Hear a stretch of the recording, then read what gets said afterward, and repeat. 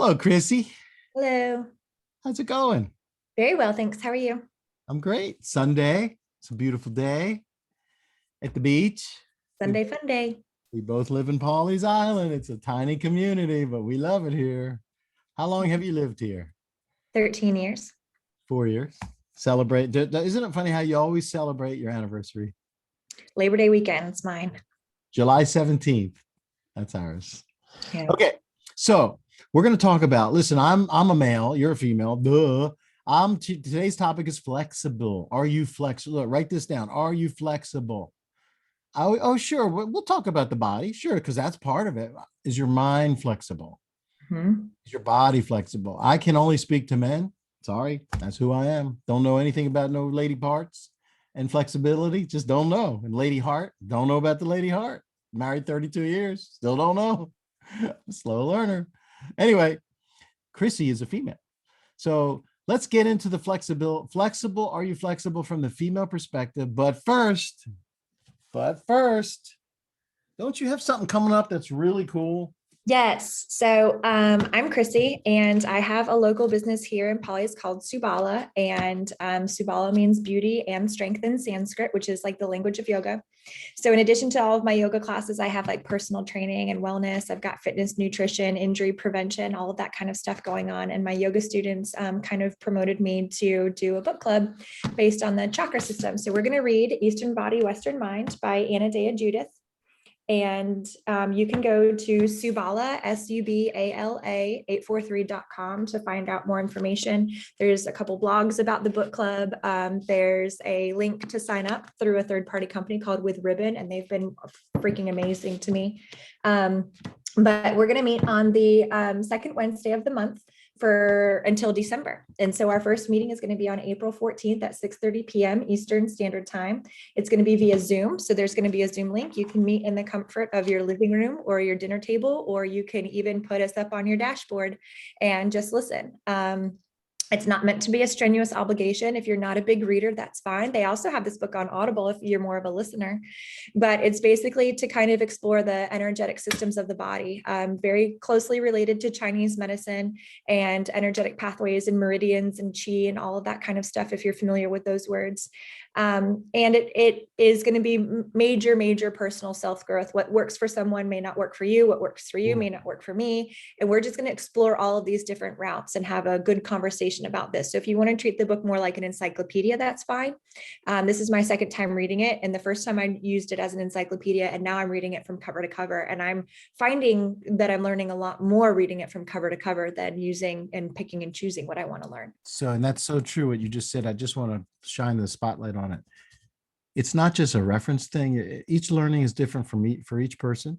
And that's what you're going to love about the energy from the Zoom group.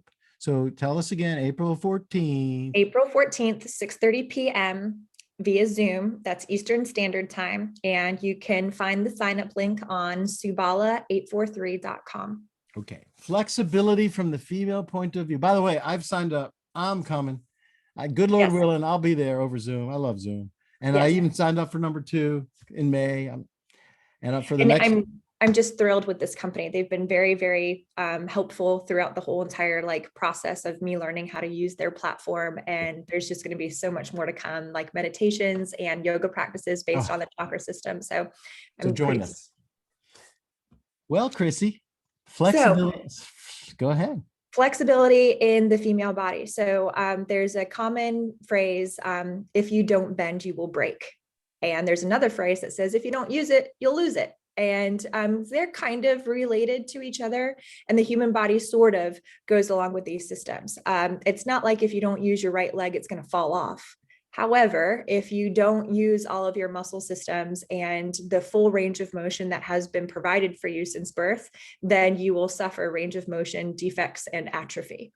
You can see this when someone wears a cast, right? If someone's going to be put in a leg cast for 6 weeks and they get out of their leg cast, they're going to have a significant girth deficiency on the casted side versus the non-casted side. And that goes with the atrophic, if you don't use it, you'll lose it mentality. So we really do need to stretch and bend and move to use these things to not suffer any kind of deficiencies in the future. Does that mean reaching down and touching your toes? Well, maybe to some people that's what that means. But if you've never been able to touch your toes, it's going to be quite the feat to, no pun intended. Try. Oh, I didn't I even. was grinning. I was grinning. It's going to be quite the trial to reach down and touch your toes.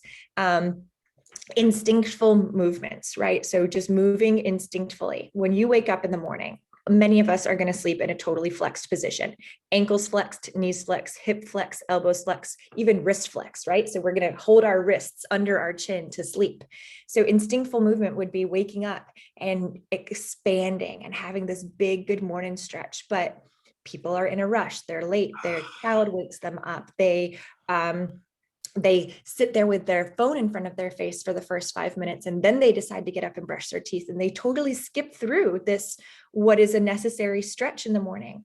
And after days and days and days of not doing that, then you'll see that fascia gets tight. And fascia, I liken fascia to saran wrap. It's the saran wrap that covers all of your muscular system. There's the lumbosacral fascia, there's the tensor fascia latae, there's the plantar fascia, and all of these things are interrelated. So if you are going to stretch a body part and you think it's supposed to be focusing on your shoulder, but then you feel it in your ribs or you feel it in your low back, what you're feeling being stretched is fascia. And I mean, there's a whole study on this, and there's massages like the myofascial releases that can be done. But what they do is they go in and they like break up that saran wrap. After you know what saran wrap is, I feel like maybe someone wouldn't know what saran wrap is. But anyways, saran wrap is, it's a sheet, basically a sheath or a sheet, and it can get crumply. And then once it gets crumply, it will never go back to the same again. And it's super sticky and it grabs and gravitates to other things. And that's what fascia does. It kind of like magnetizes and builds upon itself. So if you have like this abhorrent tissue or this abhorrent area and you then baby it, and so you don't use it, and then it gets even worse, and then it gets even more buildup, well, now you're just perpetuating the whole if you don't use it you lose it thing, and then you're going to suffer those flexibility deficits. So good. Yeah. Hey, I'm going to interject real quick. So that was very good. I mean, I'm going to have to re-listen to this to get all the meat out of it. So I have let me see how I do this. I'm trying to get me on the video. Pin. There we go. Or view. Let's try this. There we go. And we're back. It's so funny on my computer. It's we just swap places. Oh, okay. Oh my God. So I have a friend over the Zoom that I met at a it's called the Healthy Breakfast Club on Thursday mornings. I was doing that over the summer, but then since my school job started, I haven't been able to do it. Oh, it's fine. Anyway, so she's in Florida somewhere. And again, she and I have done a few Zooms. So I'm going to just read. She's a female and she has a child, and she knows her stuff. So her name is Crystal. Let me give credit to where it's due. If you want to search her out on Facebook or wherever, her first name is Crystal and her last name is Swass, SWAS. That's a joke. SWASS. She's so wise for a young person. Here we go. This is Crystal's words. She typed this up for me. The law, this is a female version of flexibility in the mind. The law, and you're going to talk about that next, please. The law of requisite variety suggests that he who is most, or she, who's most flexible in circumstances rules the system. Being rigid with outcomes leads us to trying to control things that are definitely outside of our control, which, as we all can speak to, leads to frustration, anxiety, stress, because we just are stuck. We just refuse to step out of the box. So in the same way that, just like Chrissy talked about, stretching and yoga and before a workout allows our muscles to be flexible during yoga, it also keeps them from snapping, as in meltdown, snapping. The more flexible we are in our thinking, the less likely we will be to snap, as in meltdown. Palm trees, we live here, Chrissy and I are blessed to be here in downtown Pawleys Island. Palm trees withstand the storms because they bend with the wind. I was out there this morning. Sailors let their sails catch the wind and ride with the waves. If they didn't, they would get nowhere. The beauty about going with the flow. What did she say? The beauty about, Chrissy, say this with me. The beauty about Going with going the flow. with the flow is that it will always lead you to exactly where you need to be. Dude, just preach it, sister. That's so good. Swimming against the current leaves you tired. Or if you imagine those nature videos, the salmon swimming upstream. Where does that salmon wind up? In the mouth of a big old brown bear, grizzly bear. So flexible women. Flexible mind. So Wait, I'm sorry. I'm just going to finish her thing. She likes to write. So it's one more paragraph here, Chrissy, but you're up next. Sorry. There's never just one way to achieve a goal. See, had I been flexible, I would have said, go ahead, Chrissy. There's never just one way to achieve a goal. There's never just one way to get from point A to point B. You may have to ride in a helicopter or a kayak rather than your own car. It's all a matter of being flexible and thinking and leaving all of our expectations at the front door. Because as we all know, expectations leads to disappointment. All right, Chrissy. So one thing that you should know is that nothing is ever under control, right? Right. So nothing is under control. Every time that you think that you have your thumb on the pulse of whatever, you don't, because it's going to change out from underneath you. I remember when I was in my yoga teacher training, I did a 200-hour yoga teacher training in 3 months. So it was very, very intense. And I was trying to plan out if ever I could go to visit family in another state. And my yoga instructor said, you know, your plans are going to change 7 times in the next week. And I thought, really? I don't want it to, I just want to make a decision and stick to it. And it doesn't ever happen that way. You can have plan A through Z, and maybe you'll settle on H, I, or J, right? So, and sometimes it turns out to be a waste of time that you expend so much energy on coming up with plans A through J, and you're not going to use one of them either. So one thing to acknowledge is that as soon as you have an attachment to the outcome, you've lost, because that is the expectation. And sure. the expectation does lead to the disappointment. And then the disappointment leads to discontent. And living in that world or realm of discontent is what leads to anxiety, nervousness, depression, sluggishness, lethargy, and like that laziness, you know, the will to not go on because you're expending so much energy on something that actually isn't going to come into fruition. So the flexible mind, the mind is a muscle too. I mean, there's plenty of studies that talk about the neuroplasticity of the mind and all of the neural connections of the brain, and how if you exercise the mind enough, then this will shove off Alzheimer's conditions in the future, right? So if you're doing those math problems, those logical problems, those critical thinking problems and conversations, that will stave off maybe what you have in your genetics.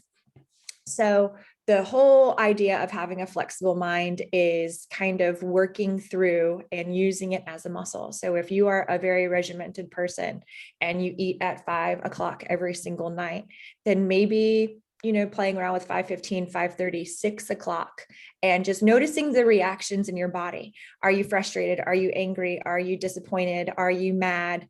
Are you actually even hungry? Right? Because if you are the person who eats on a regimented schedule just because it's habit, well, are those habits working for you or working against you? And if you're not actually hungry, then why are you eating? Just because the clock says it's the correct time, that's not a reason to eat. Right. And this goes against our circadian rhythms, right? So you should eat when you're hungry, not necessarily because the clock dings 5.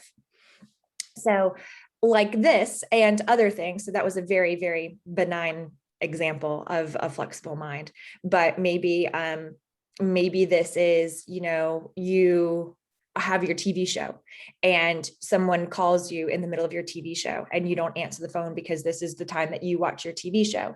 And then finally they call twice and you start to think, well, could this be an emergency? Maybe it's an emergency. Maybe I should answer. Maybe I'll call them back. There's only 30 more minutes. So using these things in small examples will kind of show you how flexible you are in your mind and in your world.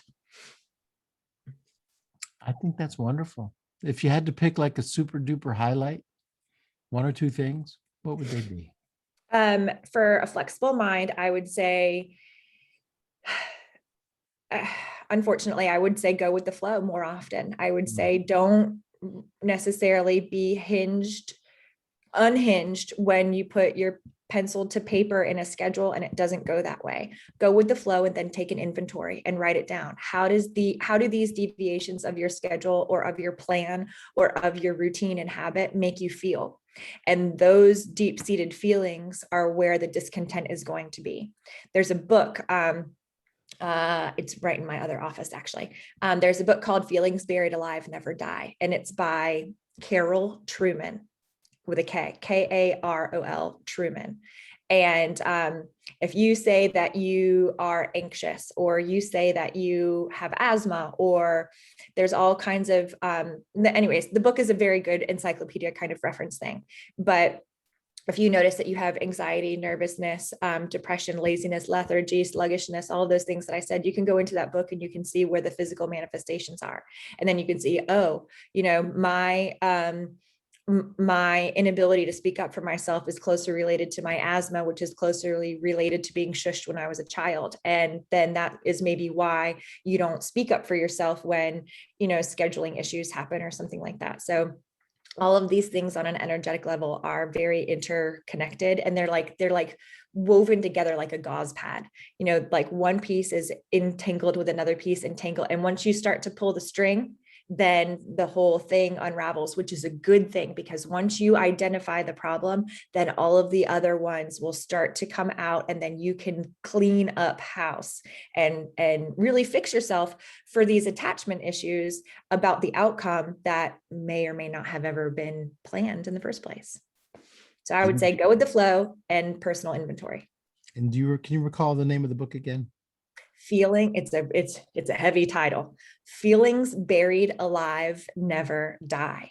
And it's a beautiful cover. It's got like a rainbow with thunderstorms and stuff on it. It's a very artistic cover, and it's by Carol, Karol Trueman, Truman. Chrissy, I'm going to add one thing. By the way, thank you for your wisdom. You're welcome. Awesome stuff. I can't wait for book club on April 14th. Second Wednesday of every month, to just continue over Zoom with you and just get the knowledge. Then it's on me to apply it, because knowledge without application is worthless. And I'm all about exposure. Show you how to fix yourself, but then if you don't want to, you don't have to. Right. So I'm going to add one thing on flexibility from a woman's standpoint and from a man's standpoint. So I have a rule. It's the only negative rule that I preach. When I say negative, I like to use always positive words, positive thoughts, positive actions, positive vibes, positive energy. Talk to Laurie, my wife, she'll say, "What? Come on, dude, get real." But 32 years of marriage. Anyway, so here it comes. If you are not sweating every single day of your life, you're not growing. I said sweating. In the Jewish Yiddish word, it's schwitzing. If you're not schwitzing every single day of your life, you're not growing. So I mean from both flexible in your mind and flexible in your body. So sweating, whether it's exercise or sauna or just down here in Pawleys Island, just being outside from May to October, if you're not sweating every single day, you're not growing, because you get to sweat, you get to detoxify. When your liver gets help through your skin, your largest organ to detoxify, guess what's more free? Free your mind. And that's what detox does. And then obviously your body. If you're warming up your muscles because you're sweating, you're limbering up them muscles. So now I don't know if we should cover it. I'm going to throw it out there. And if you don't think it's a good idea for our little message today, you can kibosh it. Menstrual cycles and flexibility. Do you think we should address it? Yeah, absolutely. So as far as yoga goes, I just right off the bat, it's a very personal decision whether you want to practice yoga when you're on your moon phase or not. And there's like Ashtanga yoga, and Ashtanga yoga says absolutely not. You are not supposed to practice on Saturdays, and you're not supposed to practice during your moon phase. And there are other types of yoga which are a little bit lower and slower to the ground that are actually focused on relieving some sort of menstrual cramping that happens. I choose to have my people have a personal practice, right? If you want to practice today because it feels good to flex and extend and move and bend, then do that. Get yourself any kind of relief. I would much rather someone move through the pain than just pop a couple pills and sloth around all day, right? Because I do believe that moving the body every single day is beneficial. And I believe that working through the shit is how you get over it. And some people are going to have really bad menstrual cramping. I mean, and it's going to get into their digestive system, which are their unrelated systems. I very well understand. However, the cramps can be so bad that people will start to throw up, and they'll get like all around abdominal cramping because that uterus is so strong, and it's just shedding its skin and shedding its layers. So a couple of things that I'll mention is for anybody, I would stay away from inversions, right? Because we appreciate gravity during the cycle and we want to expel that stuff out of our body. So if you're going to do an inversion and you're going to flip your uterus upside down and your cervix upside down, it's not going to be able to expel as well with gravity. Now it has to go against gravity, and it's not meant to do that. So definitely I would stay away from inversions. Let me just interject real quick, personal note. So my wife bought me an inversion table for Christmas. Mhm. I love it. Yeah, I would not do that when you're on your cycle, but for men, you can do it anytime you want. Men don't have to worry about that. But I would say stay away from inversions. I would definitely say slow to the ground yoga is going to be great. So a beginner's yoga class is probably as strenuous as you want to go, especially if it's like day 1, 2, or 3 of your cycle. I would say gentle yoga, restorative yoga, yin yoga are all going to be great classes to go to, especially the ones where you actually don't do any standing up. You stay completely grounded with your bottom attached to the ground. And that is going to serve as grounding. That is going to work with Muladhara chakra. That's going to work with Mula Bandha, which is the Bandha system of yoga, which is an energetic source as well. So anything that's low and slow to the ground. And then furthermore, I'll say that a couple sprays of magnesium are going to be good for your system because magnesium is going to help with any kind of muscle cramping. The uterus is a muscle. And the reason we get cramping is because the uterus is doing this on the inside. So if we get some magnesium, that could alleviate some of the cramping. And then anything that has a pillow. So actually giving yourself some tactile physical pressure to your belly, like leaning or laying over a pillow is going to give you some support and the appreciated pressure of having something to like hold. Great. That's what I have. So everybody, I hope you enjoyed it. So Chrissy, tell us your website again, please. Subala843.com. So it's SUBALA, Subala843.com. Dun, dun, dun, dun. Well, that was awesome. Thank you for having me. Maybe we'll do another one. Sounds good.